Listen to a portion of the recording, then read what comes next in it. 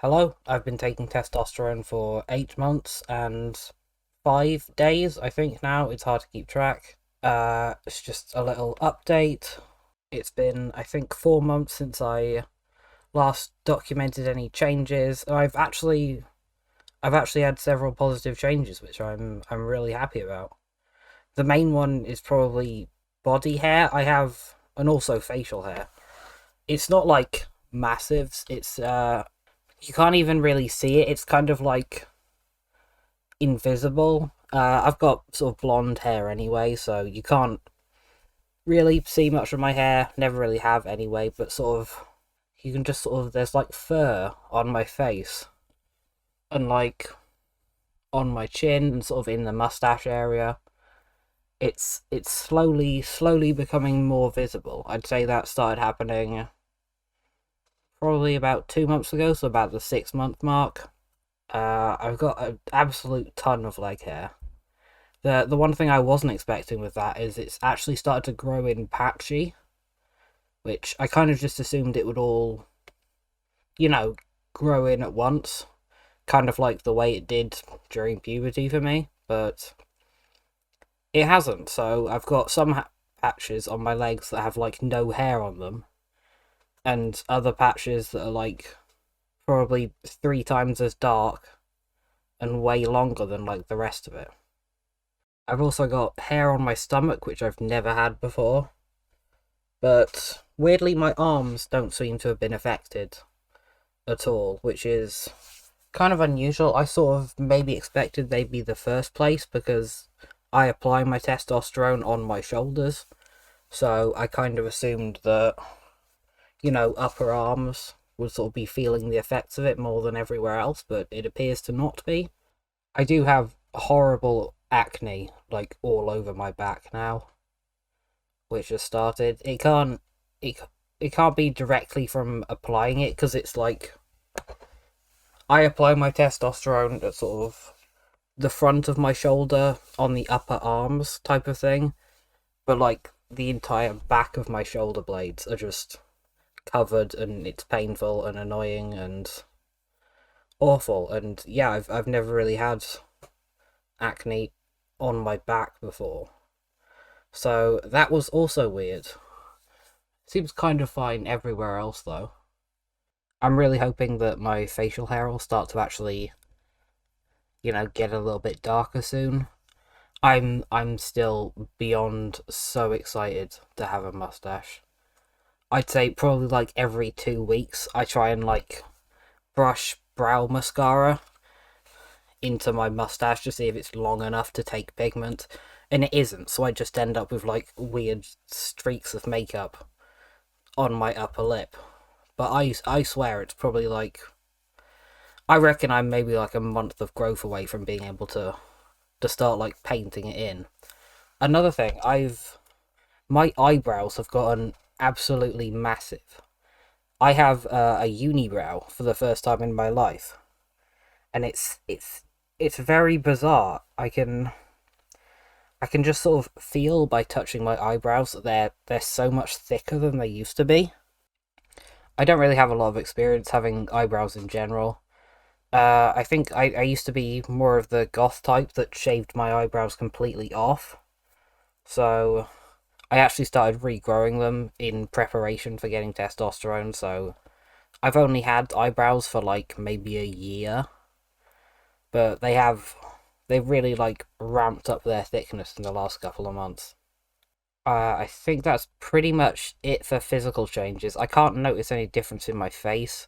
I do have a couple photos on my phone of me sort of like in the first month of transitioning, and I look pretty much exactly the same as I do now, which is kind of disappointing because I was hoping for more of a male look, but I suppose that's sort of something that's subtle and changes over time.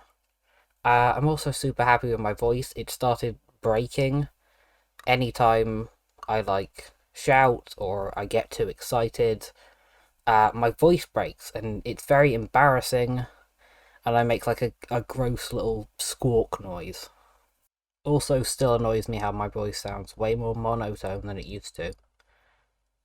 sometimes I feel like I'm unintentionally coming off as like bored or tired just because I haven't really got the knack of intonating with this voice, because I can kind of go more higher pitched, but it feels kind of artificial sounding to me. So I don't know. I'm working on making my voice sound like I'm not half asleep constantly. Okay, this is interjected in here because I was editing the audio earlier, and I decided to check back into like my earlier videos on this channel to see how my voice compared, and oh my god, I sound completely deranged. Like I can't tell how much of it is because of the audio setup, because I've changed it. It's a lot nicer. I mean, it's still not great, but Christ, it used to be very like weird and echoey. But yeah, it sounds like someone's put my voice through like one of those like horrible nightcore filters that they put on pop songs. It's just horrific. I can't even imagine sounding like that anymore.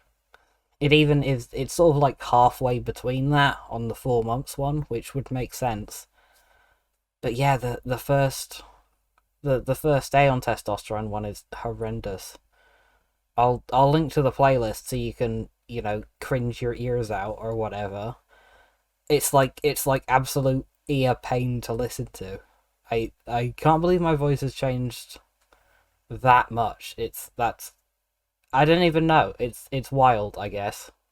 Another thing I did want to update for my process going through Gender GP is I reached the 6 months, which is when you have to give in like the white blood cells and the others and whatnot. My results are all fine, by the way. My advice: don't. They give you the option of having like at home tests that you just take with a finger prick sample. I tried two of those, both unsuccessfully. They do not work. They were both like really highly contaminated with testosterone, even though I'd like not applied testosterone with my hands for like I think about a week before I took the tests on both occasions, and they both failed. And they're like £100 per test, so it's horrific. I ended up having to get my blood drawn and paying for it. It wasn't that expensive. Again, you have to buy a test online, which was about 100, and then the actual getting your blood drawn. I went to Superdrug, which is a pharmacy. If you get a big enough one, sometimes they have nurses in there, and they just take it, and it's like £30, and then you just send your blood test away in the mail. So if you're going through Gender GP or anything else that requires you taking private blood tests, don't use those little finger prick things. Also, they hurt. They're so painful. You need to be super exact about where you're hitting them, because the first two were painful but not that bad. But I think one of the last blood test at home I attempted, I went up too high, and I swear it hurt when my finger moved, like for probably about 2 or 3 weeks after. And it's insane. It's just like a tiny little needle that you press into your finger, but it's incredibly painful. I don't get it. And also, if you do the ones at home, you have to stab yourself with the needle. Whereas if you get someone else to do it, you can just look away and cower. I'm not very good with needles. That's pretty much all I have to say for this update. I can't believe it. I've been taking it for 8 months. It's almost going to be a year soon. It's incredible how quickly it just became part of my usual routine, and I don't even think about it. It's insane. Hopefully by the 1 year mark, I'll have a little bit of facial hair or something. And also an update on going to the gender clinic through the NHS. Still no response. So I think that's over 4 years it's been. So that's great.